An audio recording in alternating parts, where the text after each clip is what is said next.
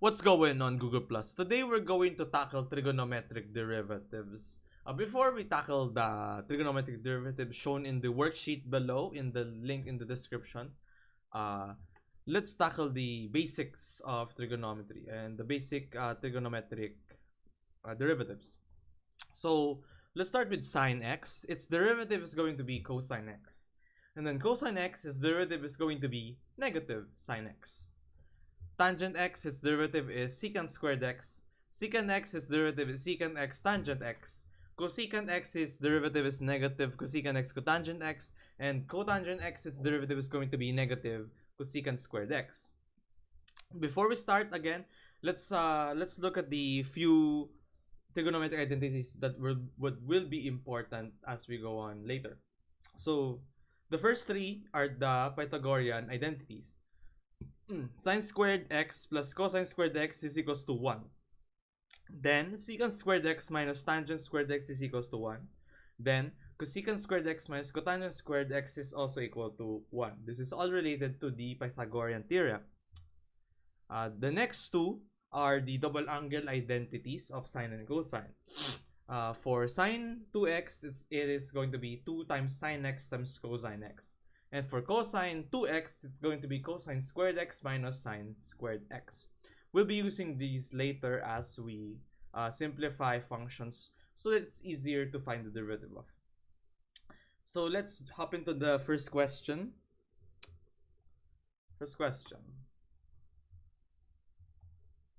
Y is equals to secant x tangent x. So what's the derivative of this? Well, this is just a product rule situation. You can see it. So here, we can say this is u, and then we can say this is v. Remember, the product rule is y prime, which is derivative of y, is u derivative of u times v plus u times the derivative of v. So we simply need to find the derivative of u. What's the derivative of u? Well, secant x. What's the derivative of that? It's just secant x tangent x. Then we multiply this by v, which is tangent x, plus, what's u again? Secant x. What's tangent? That's going to be secant squared x, since the derivative of tangent is secant squared x. So let's simplify these things together. So secant x, and then we can combine this to form tangent squared x plus secant cubed x. Now after this, you can say this is the final answer. That's going to be correct. But let's simplify it even further. We know that secant squared x minus tangent squared x is equal to 1, correct? Let's isolate tangent squared x. If we find tangent squared x, this is going to be secant squared x minus 1. Ooh, there it is. So let's replace this tangent squared x with this secant squared x. So this is going to be secant x, then multiplied by secant squared x minus 1, and then parenthesis close, plus secant cubed x. Next, we multiply this by this. We get secant cubed x minus multiply this by that. Secant x, this is going to be. Then plus secant cubed x. We can combine like terms. So we get 2 times secant cubed x minus secant x. That is the answer you can find on the worksheet. And that's the answer. Question number 2. Y is equals to sine squared of x squared. Now, this is a chain rule situation, if you can see. Now, let's rewrite this into something we can digest. So, this can also be sine of x squared, and then on the outside, we can put squared. Why did we do this? So we can visualize the nesting doll situation that we have here. Oh, let me just close this one. So we can visualize the nesting doll situation we have here. So the very outside function, the most outside here is the square. Next, the one step inside, one layer inside is the sine. That's a double underline. And then next layer inside still is x squared. Let's have a triple underline here. So what we need to do is to take things one at a time and start from the outer layer, and then we go inwards as we try to derive the entire thing. So y prime is equals to, what's the derivative of the outside? Well, the outside is just x squared, so the derivative of x squared is 2x. So we can apply the same thing here. It's just 2 times sine of x squared. And then the power is like 2 minus 1, so it's going to be 1. So we don't need to place that there. And then we need to find the derivative of the inside of that. The inside is the sine. So what's the derivative of sine? Cosine. So the derivative of sine is cosine. So this is going to be cosine of x squared. And then we need to find the derivative of the inside still. What's the inside of the inside? It's x squared. So the derivative of that is just 2x. So we can say, we can multiply this by 2x. Now you can do this. The answer is 4x then sine x squared cosine x squared. Isn't it like that? Yeah, that can be the answer, but I can see something else. 2 sine and then 2 sine x squared cosine x squared. What does that look familiar? Oh, that's the double angle identity of sine 2x. Remember, sine 2x is equals to 2 times sine x cosine x. Looks familiar, right? It just has different input, but that's fine. So we can also write this as, this thing is just sine of 2 times the input, which is going to be x squared, and then we multiply that by 2x. Rearranging this, we get 2x sine of 2x squared. That can also be the answer. But the 4x sine x squared cosine x squared is fine. So don't worry about it. You can only worry about it if it's not on the choices and you need to do some more work. Next question. It's going to be implicit now. Sine of xy squared. Yes. Sine of xy squared is equals to tangent x. Sorry about the writing. This is question number 3. So this is just another chain rule situation in this corner right here. This is the outside and then this is the inside. So we need to find the derivative of the outside first. So in order to do that, we need to find the derivative of sine. What is the derivative of sine again? Oh yes, cosine. So we can just write this as cosine of xy squared, unchanged. The inside is unchanged. And then we multiply that by the derivative of this inside, which is xy squared. What's the derivative of xy squared? Well, this is now a product rule situation. So the product rule is the derivative of the first, which derivative of 1 is just, or the derivative of x is just 1. And then y squared on its own, plus the x times the derivative of the second, which is going to be 2y, and then dy. I don't want dy. Actually, I want y prime. That's easier to write. And then this is equals to secant squared x. This is the derivative of the right hand side. So what now? We're going to isolate y prime because that's the one thing we want. So we can rewrite this as 2xy cosine of xy squared parentheses y prime equals, let's transfer this to the other side. So let's copy secant squared x first, minus we can copy this to the other side. So minus y squared cosine of xy squared parentheses. So we can isolate y prime here. Y prime is equals to secant squared x minus y squared cosine xy squared. Oh, no, that's wrong. Squared, there we go. Over 2xy cosine of xy squared parentheses. Don't forget the parentheses so the teacher won't be confused. And that's the answer. I don't think you can simplify that further. So let's go to number 4. Oh, this is nested.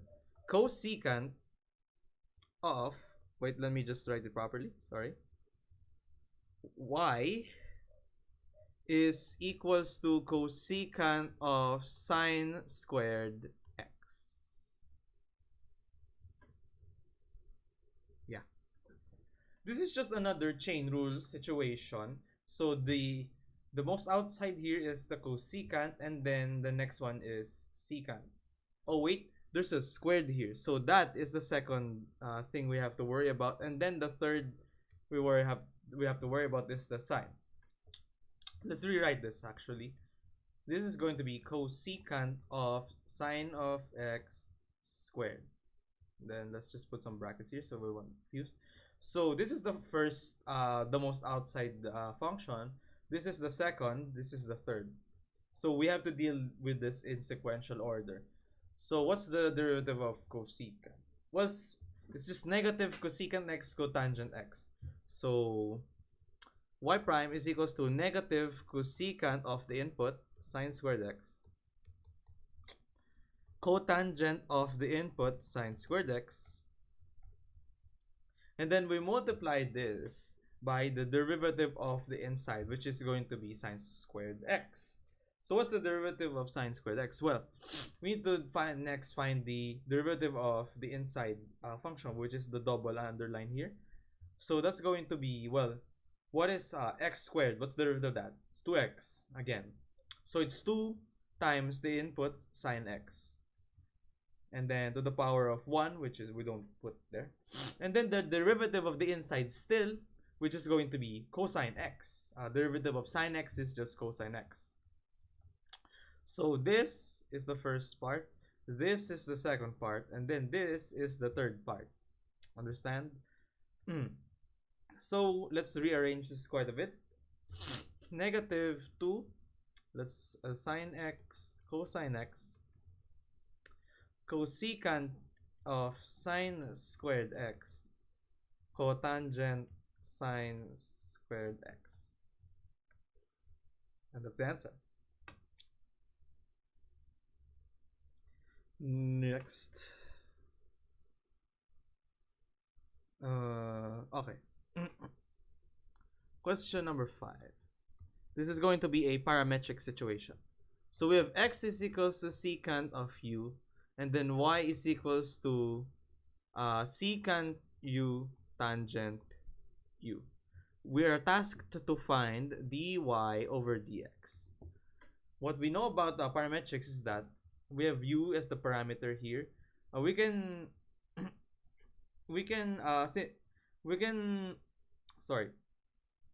express dy over dx as this: dy over du over dx over du, which is the derivative of y with respect to u over the derivative of x with respect to u. So let's try that.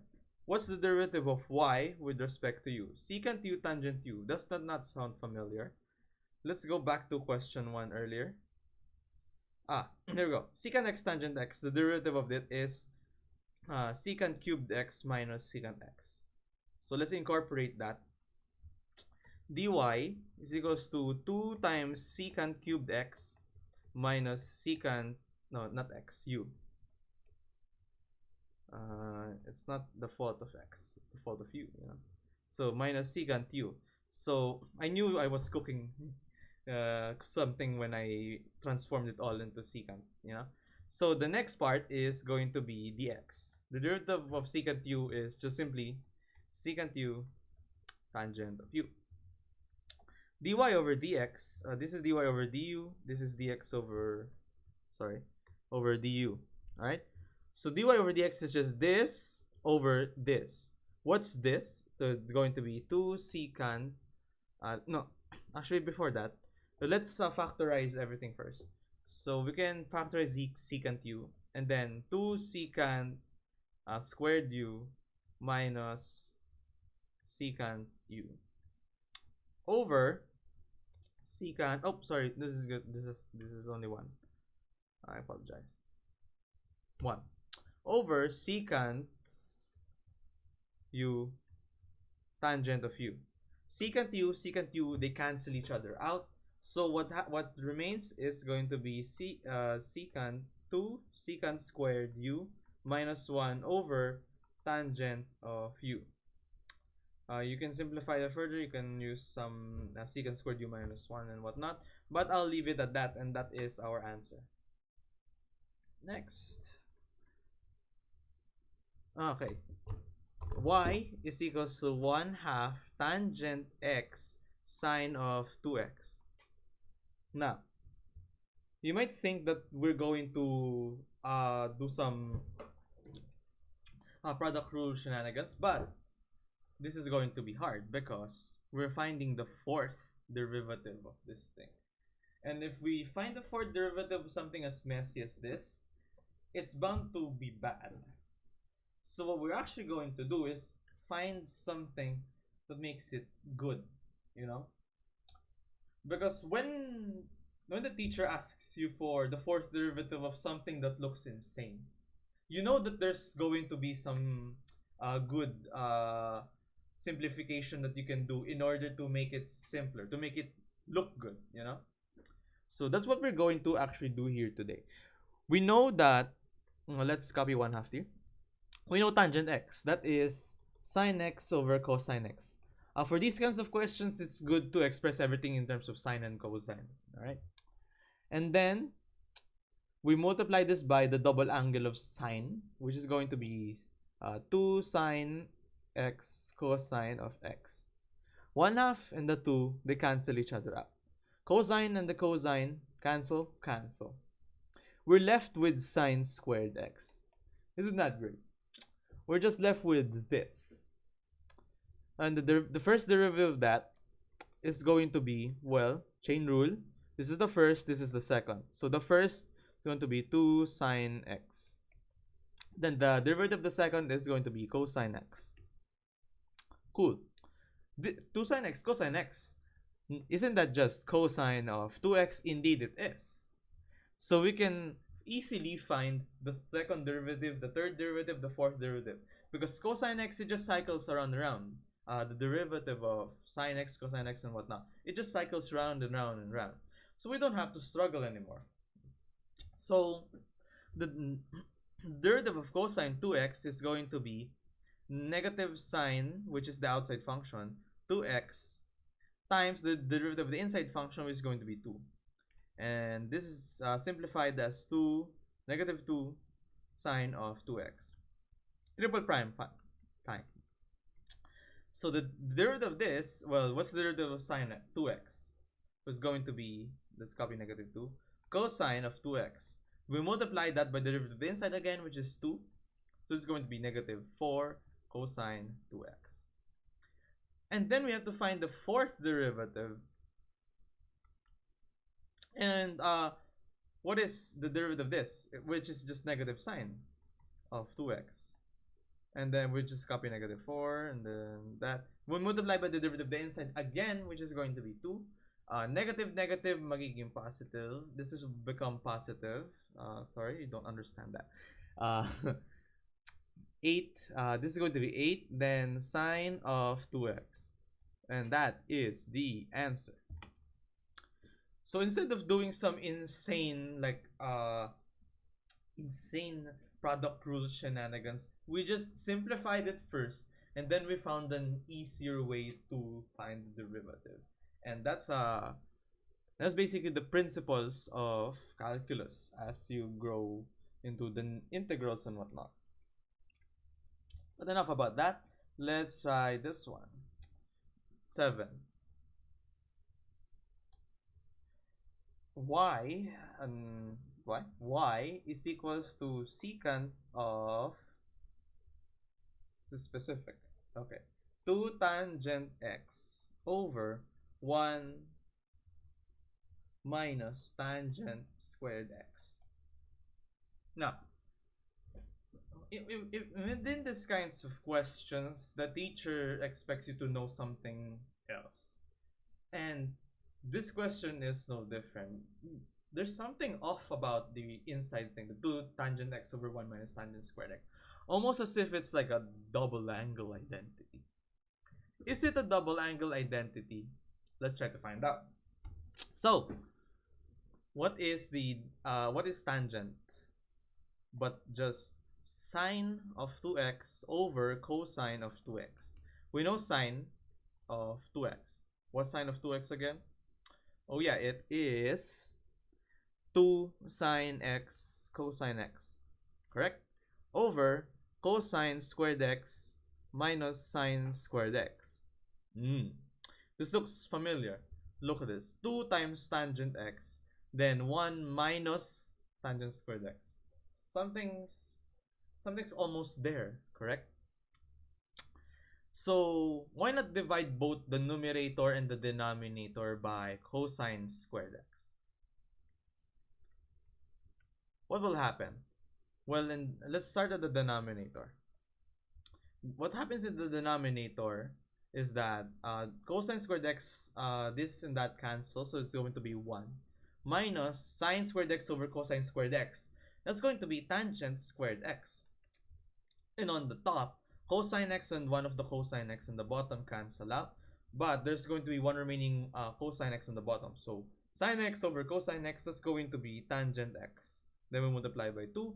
And that's exactly what we have in the inside of the function we see above. So this is just tangent of 2x, which is an easier thing to find the derivative of. So that's where we're going to start with. Y is equals to secant of tangent of 2x. And that's much easier to find the derivative of. This is the first most outside function. This is the second. And then this is the most inside. So let's start from the outside. Y prime is equals to, what's the derivative of secant? It's secant and then tangent, right? So we just copy the inside. Tangent 2x, tangent of tangent 2x. So double tangent. Nice. It's not tangent squared though. That's not how it works. And then we multiplied by the derivative of the inside. So what's the derivative of tangent? It's going to be secant squared x. And then we multiplied that by 2x, which is the inside. Then we multiplied by the derivative of the inside yet again. What's the derivative of the very inside? It's going to be 2. Derivative of 2x is just 2. So let's rearrange this. 2 secant squared x. Oh, so, no, secant squared. Actually, no. I made a mistake here. Sorry. This x should not be there. Secant squared of 2x, and then secant of tangent 2x, tangent of tangent 2x. That's much easier than just trying to brute force this thing through, right? So that's why we simplify things first before doing anything.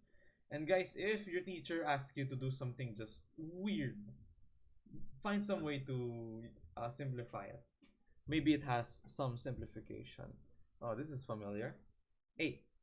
Y is equals to sine x over x. No, it's just x. This is not part of anything trigonometric. So we're going to have to return back to the most basic stuff. What can we apply here? The quotient rule. So we have u over v. The quotient rule says u prime v minus u v prime over v squared. That's the derivative. So let's follow that. Derivative of y is equals to, so derivative of u, which is the numerator, which is sine. What's the derivative of sine? Cosine. Cosine x. And then what's v, which is just x. Minus u, which is sine x. And the derivative of v is just, what's the derivative of x? Just 1. Over v squared, which is going to be x squared. There we go. Rearrange this to get x cosine x minus sine x over x squared. How about that? That's it. That's the answer actually. So sometimes it doesn't take a lot of thinking to do it. You just need to actually brute force it, but not all the time, you know. Simplify it first and then brute force if you can. Y is equals to sine of 2x. Easy enough, right? But we need to find points no, not points. X values for which y is at an extreme moon. So what we're trying to find here is the x values. Where is it all extreme?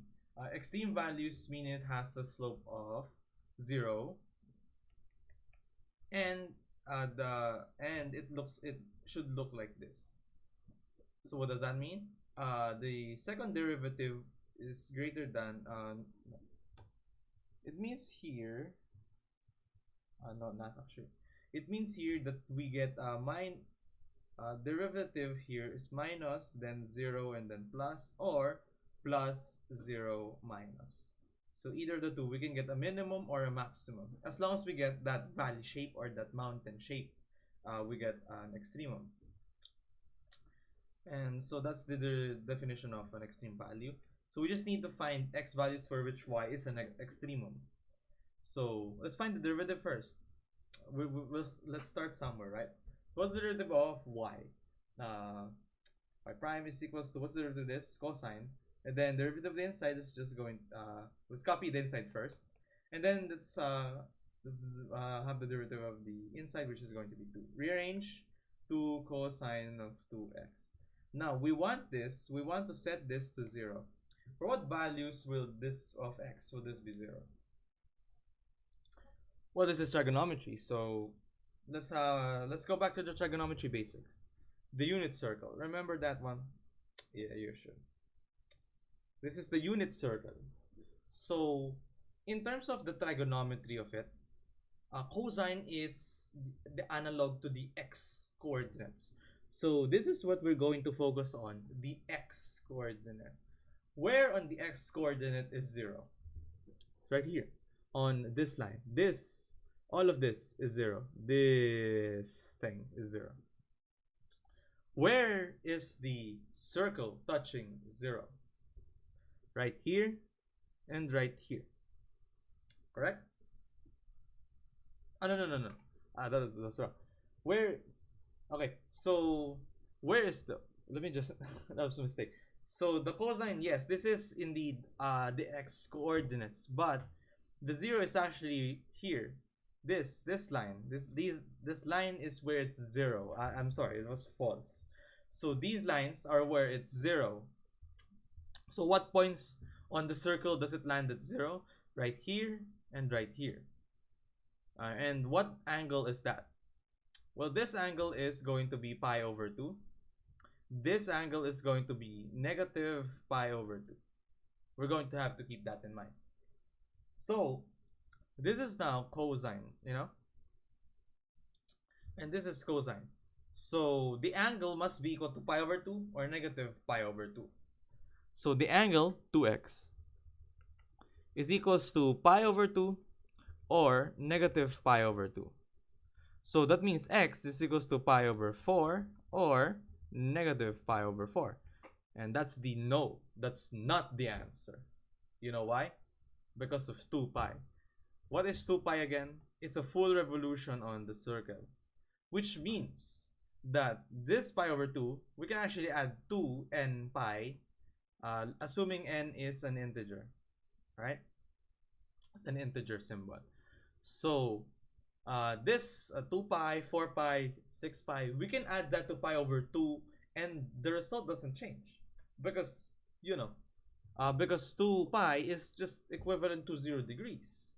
So we can just tack on 2n pi over there. We can also add 2n pi over here. And let's simplify this. Let's erase this for a moment.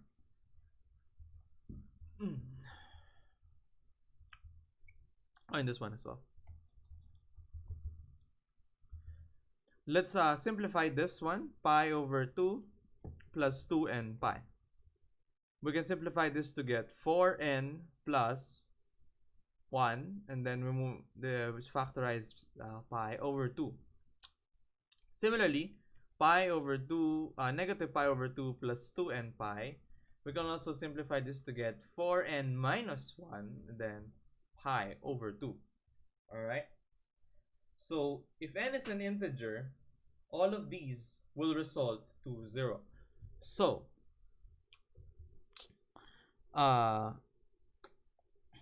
let's try, this is the angles that we want.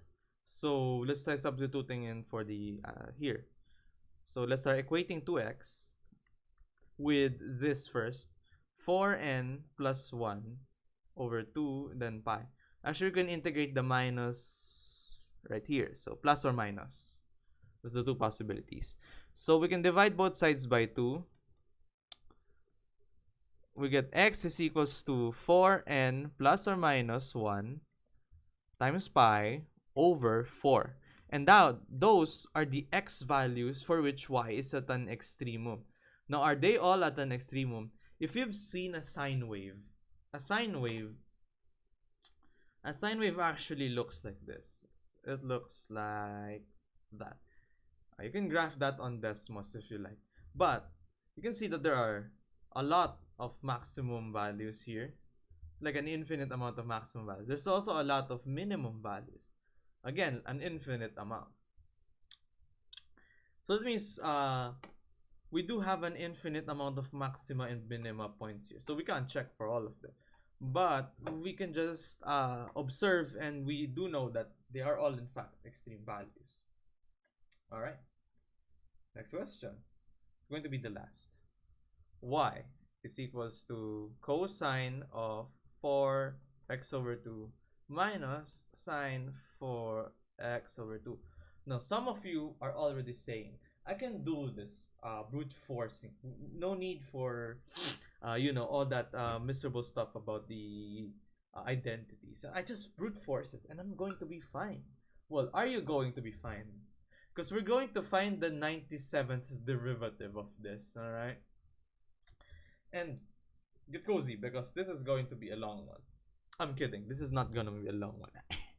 So we just need to simplify this in something that we can easily do. So maybe like sine x or cosine x. It's good. That's a good place to start. Identities. Cosine 4 minus sine 4. Now, if that was 2, if it's like cosine squared x over 2 minus sine squared x over 2, we can just immediately turn it into like cosine 2x. But it's to the power of 4, so how can we do this? What can we do to do this? How about we can do this as like the sum of two squares? Let me tell you what I mean. This is also equal to cosine squared x over 2 minus sine of the power squared. Let me just blocking the way. Let me rewrite this. This is what we're going to find. So x over 2. So, and then we need to multiply this by cosine squared x over 2 plus cosine, no, not cosine, sine squared x over 2. And this is the sum of two squares, so it checks out. Cosine squared sine squared, this entire thing is just going to be 1. We can safely, I just threw my button away. This thing right here is just going to be 1. We can just forget it. So we just need to pay attention to cosine squared x over 2 minus sine squared x over 2, which by the way is just the double angle identity for cosine. So this is going to be cosine of 2, then we multiply this by x over 2. There.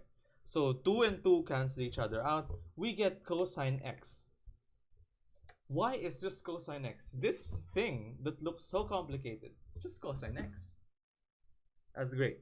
Now, 97th derivative. Do we have to just find the derivative of everything? Maybe. But here's another trick. Cosine x. What's the derivative of that? Negative sine x. What's the derivative of that? Negative cosine x. And then what's the derivative of that? Sine x. And then what's the derivative of that? We go back to cosine x. This is the 0th derivative. This is the first derivative, second derivative, third derivative, fourth derivative, fifth derivative, sixth derivative, seventh derivative, and so on, so on, so on, so on, so on, so on, so on, so on. So we can actually use a piece of math called modular arithmetic for this. Look, 6 divided by 4 is 1 remainder 2, right? So if we're finding the second derivative, it's the same as finding the 6th derivative, or the 10th derivative, or the 14th derivative, or whatever. Because we're going to cycle one whole anyway. So for example, we want the 6th derivative. From cosine x, we go to negative sine x. We go to negative cosine x, sine x, cosine x. So that's 4 trips. We just rotated and went back to the same place. And then we're going to cycle back again to negative cosine x. So we just need to find the remainder of the number, or the modulo. We can express this as we need to find 97. And then what is it congruent to modulo 4? What's the remainder of 97 when divided by 4? And 97 divided by 4, let's just do a quick math here. Not appropriate. Okay. 97 divided by 4. That's 2 here. 8, 1, 7. This is 4, then 16. This is going to be remainder 1. So it's congruent to 1. Therefore,